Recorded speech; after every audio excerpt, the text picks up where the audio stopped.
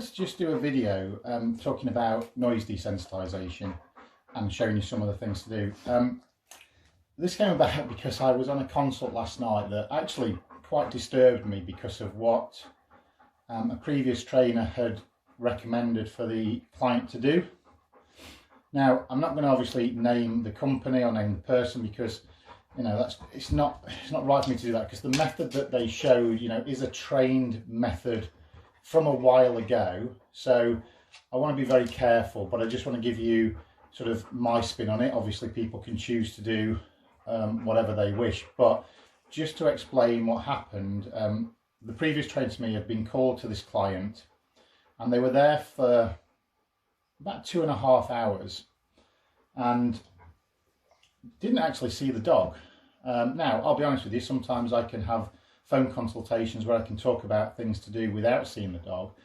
But this particular dog is an abuse rescue case from the RSPCA, and it has some very, very serious fears.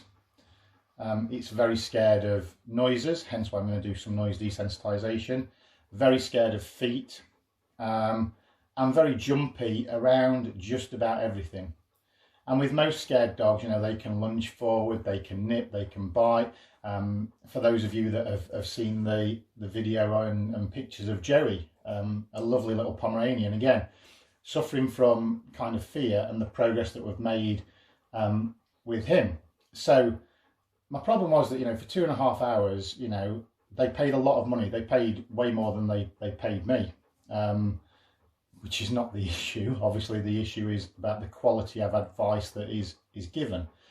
And in that 2.5 hours, what they were told is to shout at the dog with a specific word, to interrupt it. So when a car door slams outside, they were told to shout this word at the dog and just keep shouting it. Now, I understand the principle of how that is supposed to work, which is, you know, it's supposed to interrupt the behaviour.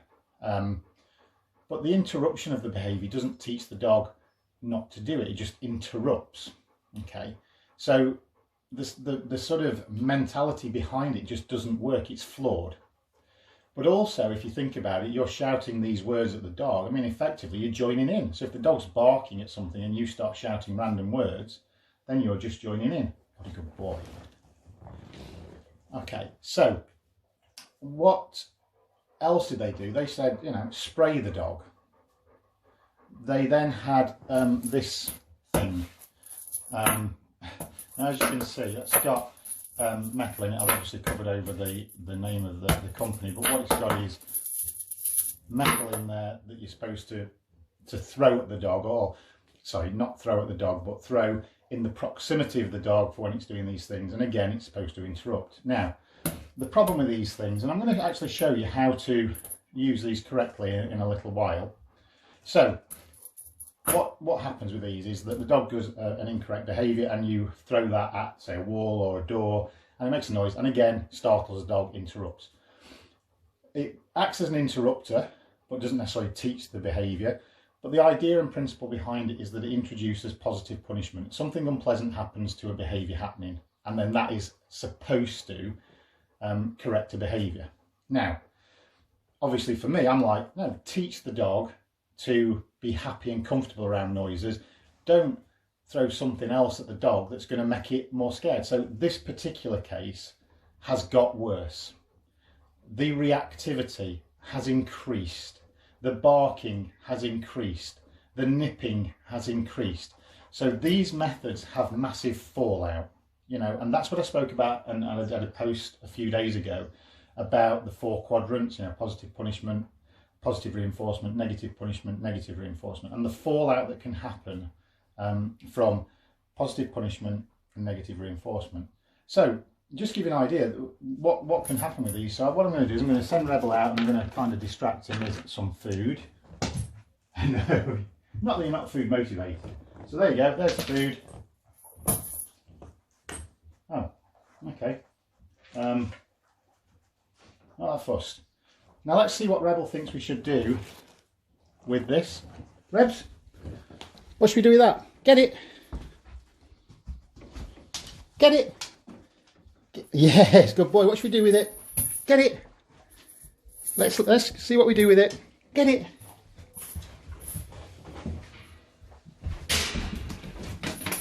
Oh, get it. Yes, I think that's the more appropriate thing to do. Right, well done, Rebs. So what we're going to do, as you can see for Rebel, you know, that item is absolutely got nothing at all to stress him out with. And that's because I have done work with Rebel to make sure that he doesn't react to noises and surprise noises. So actually, a dog can become conditioned to it just like that. Even a dog that isn't necessarily fearful, they just get used to it. So what would I prefer to do? So there's a very, very sort of simple video produced by Clicks. Now, I'm not saying it's perfect, but it's, you know, you can go on YouTube, you can find all the noises that your own dog is reactive to. Okay, good boy.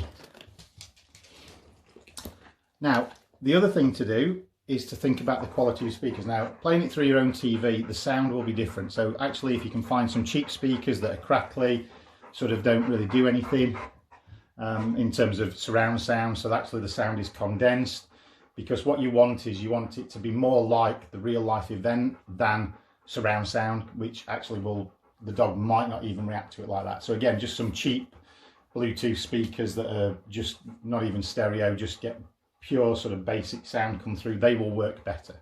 But what we do is we get the CD on and we have the dog in front, and what we do, I'm going to turn the sound right down, so I've turned it down to, let's start on 5 for now. I mean, Rebel's pretty much okay with this, and then we're just going to start playing some sound. Now hopefully you might be able to pick that up.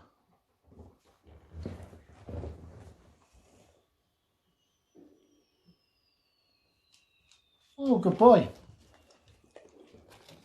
Good boy, Mac.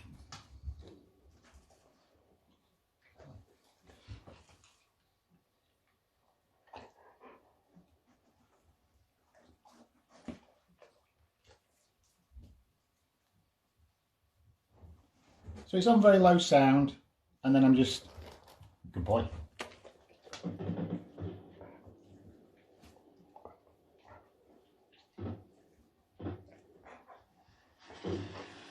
Oh, what a good boy.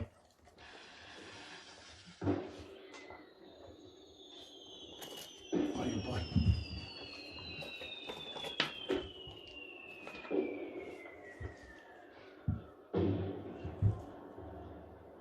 Stick him up. Good boy. So that's one sound. I could then go on to, let's see what else we've got. Now I've turned the sound up, and I've done this with Rebel, so I'm comfortable doing this with Rebel. If you were doing this, you go very, very slow. So in a few weeks, hopefully, I might have a new pup and I will be doing this, but the volume will be very, very low. We'll be playing in here, we'll be playing these sounds, and we will gradually build the volume over a number of days and weeks. Okay, we will go very slow. We will go at the pace of the dog. We will build the dog's confidence around surprise noises. I would also, so now we're up to 30 already, and you can see the Rebel's just going, okay, there's noise going on, where's my food? Now I could also use play with a toy. Yes! What a good boy! Yes, what a good boy! And now I'm moving that volume up to 42. It's quite loud.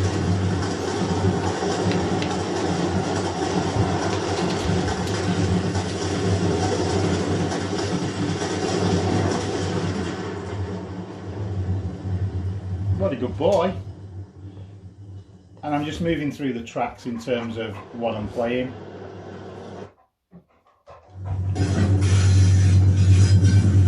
Good boy. What a good boy.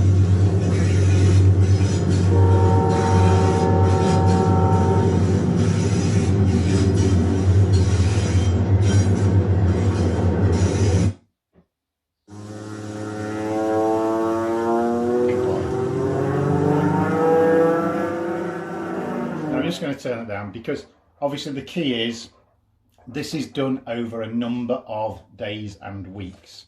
Okay, so you start on very low volumes and you work with the dog until it's comfortable. So there we are at 6. So 6 could be where I'll just stay for day 1. And then I might go to 10. And then if the dog starts to show a little bit of moving away, then I might drop it down to 8 and 9 and start there. So as long as the dog's like Rebel here, you can see that he's just remaining absolutely sort of focused on what we're doing, then I can keep pushing the volume up slightly and just go through. So key things to use are, YouTube. So if your dog reacts to a car door slam. So this dog that I worked with last night reacted to car door slams. Now, when I got there, the dog was barking and it did want to come through the door, and it did try and nip my feet a couple of times, but we put some management in. We put the dog on a longish line so the dog couldn't sort of lunge and get to me, but we were able to reward it if my feet moved and it didn't go for them. We were also able to slam a car door and the dog didn't bark, because what we'd been doing in the previous sort of half an hour before that was we were playing the car door sound of slam and throwing his dinner to him, and it was only his dinner. He hadn't been fed, so we were feeding him his dinner. We were slamming car doors. He was not barking. We were ringing doorbells. Yeah, the first time we rang the doorbell, he shot through to the conservatory barking, frenzied. But what we did, we put a longer tether on him. He started to move. We threw a treat to him before he could even go into the barking frenzy. And then within half an hour, we were ringing doorbells and he was just staying sat down. Now, I know that the next day he'll probably return to a little bit of barking, but the more we practice, the more we teach him a new, better way to behave that is incompatible with barking at the window. Because the barking at the window for him was self-rewarding and his coping mechanism. But please, my advice to anybody is if you want to train your dog and your dog's barking, is please don't use aversives. Now, the one that I've just done with Rebel very flippantly to get him to put it in the bin, which is where I suggest that if you ever think about using those, is where you put them. So that would be a bottle filled with stones, spray bottles, shouting at your dog, screaming in your dog's face. All those things, have been legitimate training methods. Please don't get me wrong, I'm not saying that. I choose not to use them because of the fallout they have and the success rate. And as you've just heard me say, the case that we've been working on recently, it's actually made it so much worse, and we're having to go back now. Luckily, even within this very short session that we did, we were able to show that within 2 hours, and I actually had the dog with me for 2 hours and 15 minutes of that session, and we were working with the dog. And I find it hard to know, if you do not know what the dog's going to react like, or you don't know if it's scared, nervous, confident, how you can introduce a training program that doesn't meet the dog's needs is dangerous for the dog, to be fair. So, I just wanted to do this video to show you what noise desensitization looks like and how it can work properly. So I hope you find that useful. If you've got any questions, pop them in the comments below. But very simply, we're playing the sounds and I'm just going to whiz it back up again. Yes, good boy. So you can see, the distraction is the noise. Yes, good boy. Rebel chooses to do nothing. Yes, good boy. Yes, what a good boy. Okay, so hopefully you found that useful. Have a great weekend.